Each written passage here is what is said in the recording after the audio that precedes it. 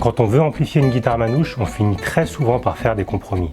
Soit on utilise un micro acoustique à condensateur avec un son magnifique, mais dès qu'on veut monter un petit peu le son, on obtient des gros Larsen.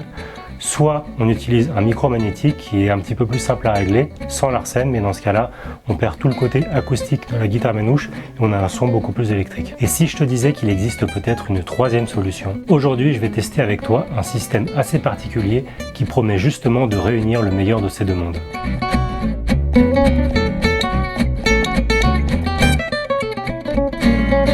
Salut, c'est Clément et dans cette vidéo on va découvrir ensemble le micro CS Sensor. Donc c'est un micro pour les instruments acoustiques qui promet un son naturel et sans problème de Larsen. Avant de découvrir tout ça en détail et pour être transparent avec toi, ce micro m'a été offert par Carlos, donc c'est le créateur de ce micro.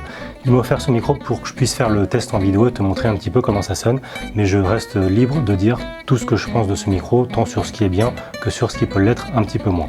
Donc cette vidéo est en partenariat avec Carlos de CS Sensor. Avant de rentrer dans le vif du sujet, n'oublie pas de mettre un petit pouce bleu sous la vidéo et abonne-toi aussi à la chaîne YouTube pour recevoir les prochaines vidéos.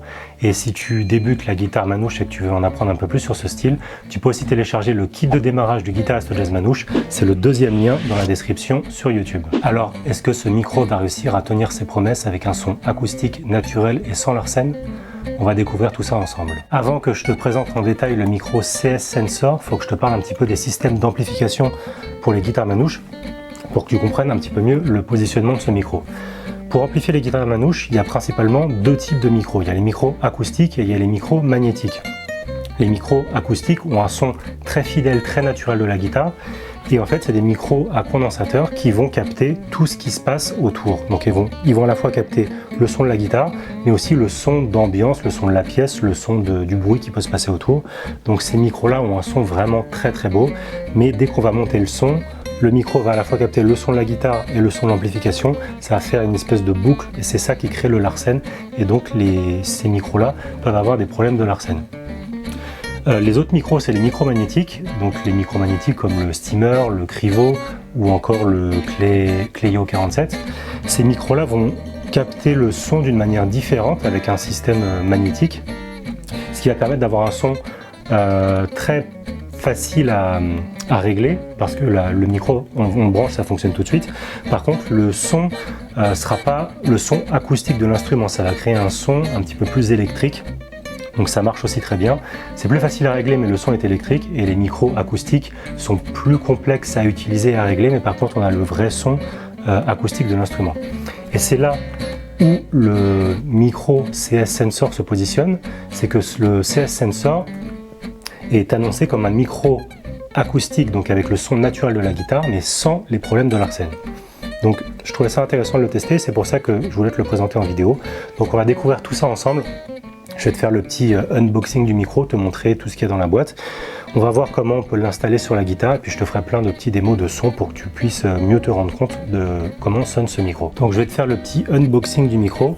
Donc celui-ci est vendu dans une petite boîte en métal comme ça.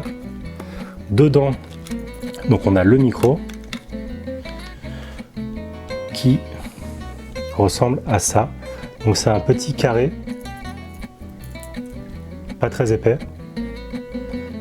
avec un fil qui est intégré et de l'autre côté on a une prise jack.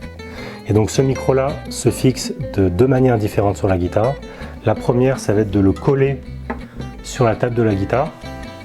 Ensuite on fixe la prise jack au talon ici avec un petit système de scratch autocollant qui est fourni avec.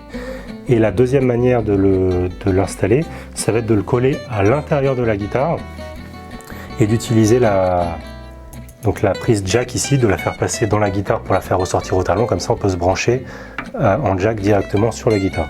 Donc ça, c'est les deux systèmes de fixation possibles. Donc le micro ressemble à ça. Et dans la petite boîte, on a tous les systèmes autocollants, double face, etc. qui permettent de fixer le micro. Donc on a le système de scratch qui va permettre de fixer le support de la prise jack au talon si jamais on l'installe en le collant sur la guitare. Donc c'est ces deux petites parties là. Et si on souhaite le fixer sur la guitare, Carlos, donc le fabricant du micro, a tout prévu. On a des petits autocollants noirs qui vont permettre de protéger le vernis de la guitare. Donc c'est des autocollants qui collent moins que le double face qui est sur le micro. Comme ça on met l'autocollant sur la guitare, on colle ensuite le micro sur l'autocollant, comme ça si jamais on veut retirer le micro, ça arrache pas tout le vernis, ça n'abîme pas la guitare. Donc on a les petits autocollants noirs et on a aussi le double face. Celui-ci va sur le micro, donc c'est le double face 3M VBH, etc. Enfin, il y a une référence précise qui est aussi indiquée sur la boîte. Donc c'est le 3M VBH 4910F. Donc c'est une référence spécifique. J'imagine que Carlos a testé différentes manières de fixer le micro, différents double face. Et s'il a sélectionné celui-là, c'est sûrement parce que au niveau de la conduction des vibrations, etc., c'était le plus optimal. Donc voilà pour tous les systèmes de fixation et tout ce qu'on retrouve dans la petite boîte. Et maintenant, on va voir exactement comment fixer le micro sur la guitare. Donc pour ça, on va utiliser l'autocollant pour ne pas abîmer le vernis de la guitare. Et Carlos recommande de fixer le micro sur ce qu'il appelle le sweet spot. Donc c'est l'endroit sur la guitare qui va permettre d'avoir le meilleur rendu de son. Et donc pour les guitares manouches, ce qui est conseillé, c'est de le placer au niveau du chevalet, près de la corde, près des cordes aiguës. Donc à cet endroit-là à peu près. Et donc je vais le placer ici. Donc on peut bien sûr essayer de le placer à différents endroits sur la guitare, voir un petit peu quelles sont les différences de son en fonction du placement. Moi je vais me fier aux guitaristes qui utilisent déjà le micro, et donc j'ai lu qu'il fallait le placer à cet endroit-là. Donc je vais prendre le petit autocollant noir que je vais placer sur la guitare à cet endroit-là.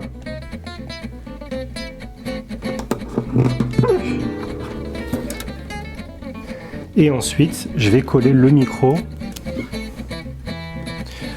à cet endroit-là. Donc, pour fixer le micro, j'ai regardé un petit peu ce que faisaient les autres guitaristes.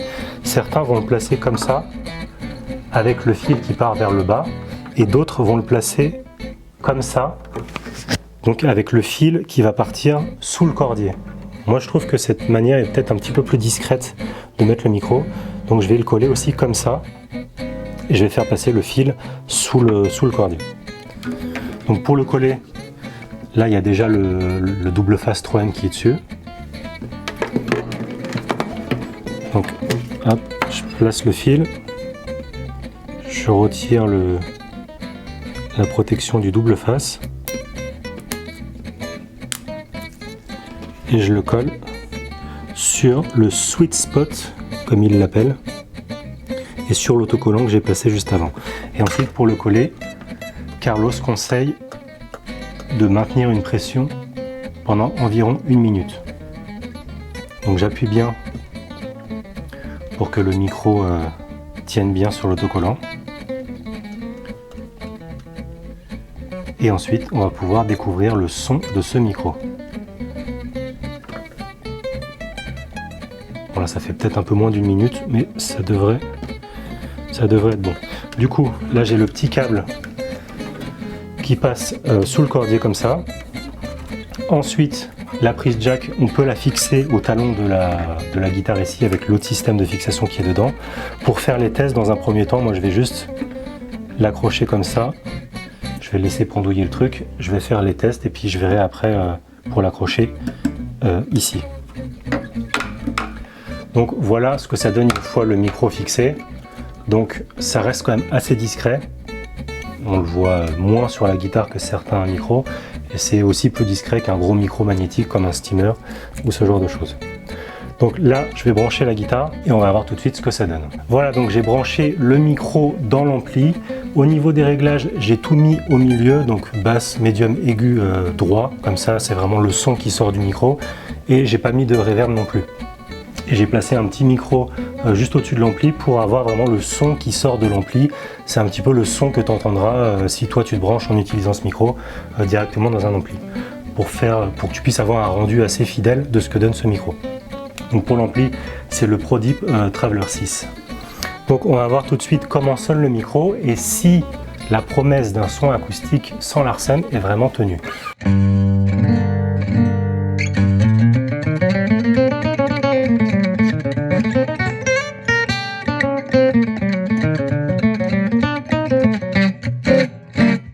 déjà, on remarque qu'il n'y a aucun Larsen.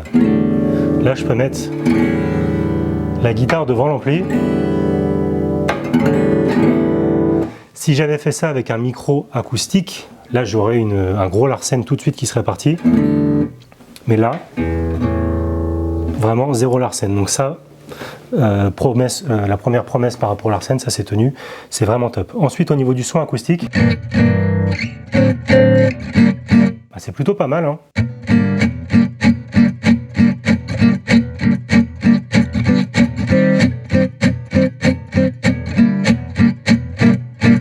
Donc là, en pompe, ça sonne comme ça, en solo.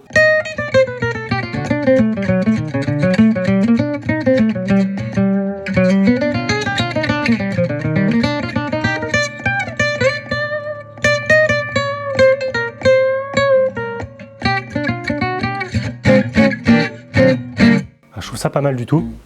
Donc je vais te mettre maintenant quelques petits extraits de musique avec le solo, la pompe, etc. pour que tu puisses voir en condition exactement comment sonne ce micro.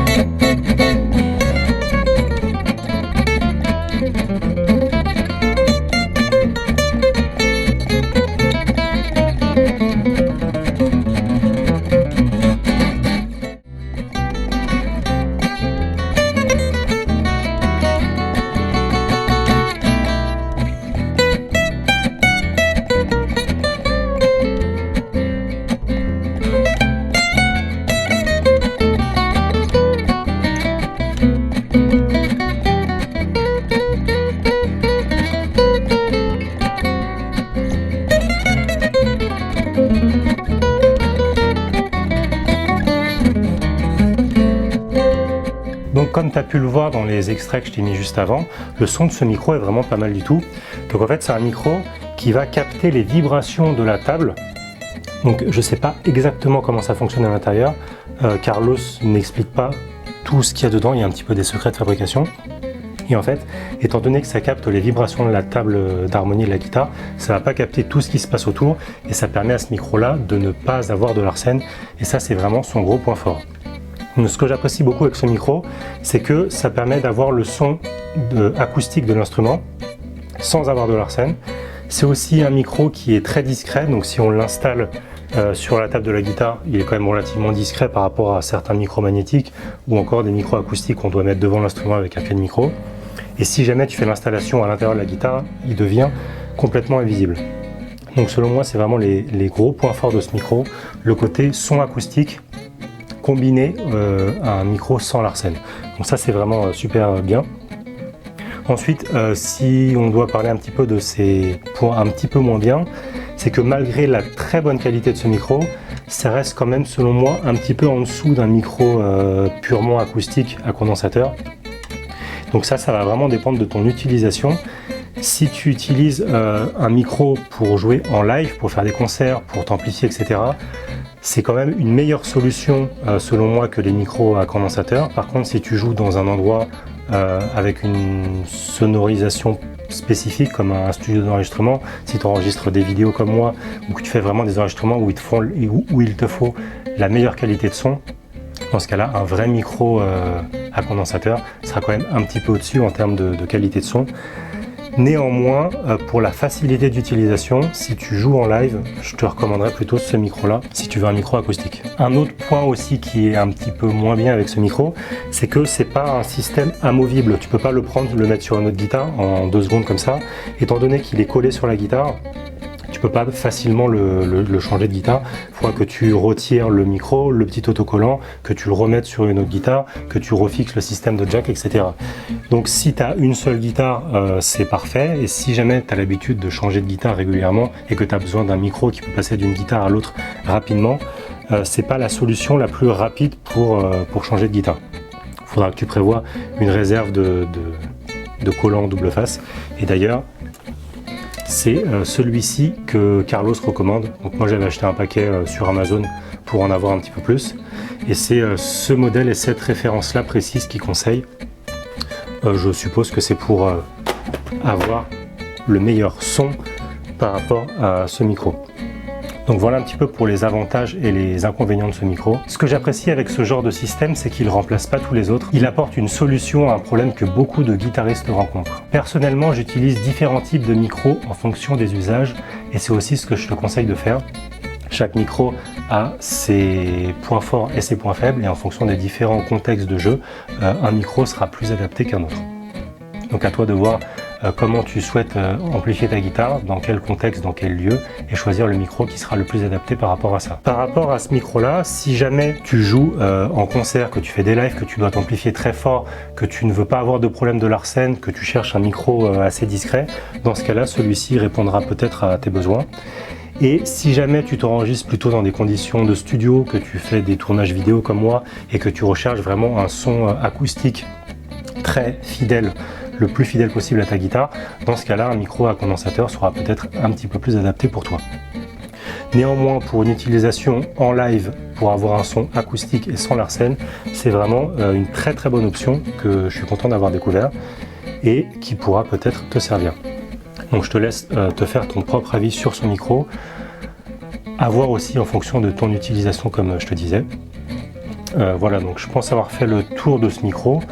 Donc je remercie une nouvelle fois Carlos de m'avoir envoyé ce micro pour faire le test en vidéo. Si jamais ça t'a plu, n'oublie pas de mettre un petit pouce bleu sous la vidéo. Abonne-toi aussi à la chaîne YouTube pour recevoir les prochaines vidéos. Tu peux télécharger la fiche PDF récapitulative de tout ce que je t'ai dit dans cette vidéo. Elle se trouve sur le blog, donc c'est le premier lien dans la description sur YouTube. Et si tu veux débuter la guitare Jazz Manouche, tu peux aussi télécharger le kit de démarrage du guitariste Jazz Manouche. Donc ça c'est le deuxième lien dans la description sur YouTube. Et dans ce kit de démarrage, tu pourras avoir des positions d'accords de gamme d'arpège, le solo de Django sur Minor Swing et plein de choses très sympathiques qui vont t'aider à débuter la guitare Jazz Manouche. Voilà, donc c'est tout pour aujourd'hui et moi je te dis à bientôt pour une prochaine vidéo.